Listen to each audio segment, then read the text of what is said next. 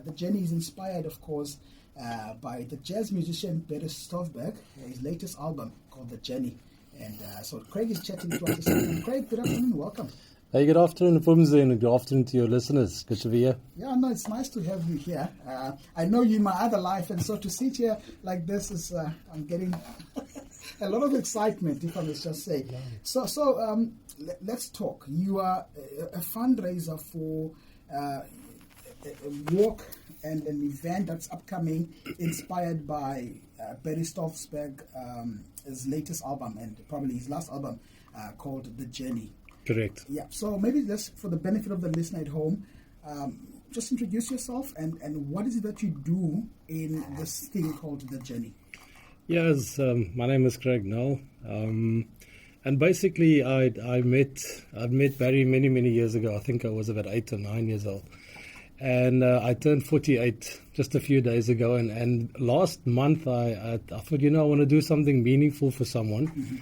And I thought of him, and I said, listen, my friend, he suffers of a disease called ALS, mm-hmm.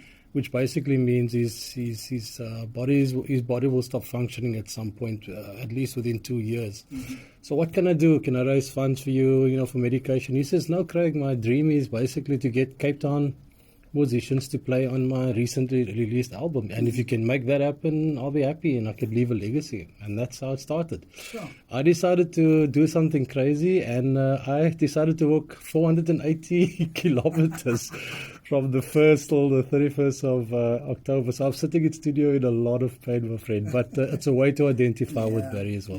Yeah, sure. So the ALS disease, I actually read up on it.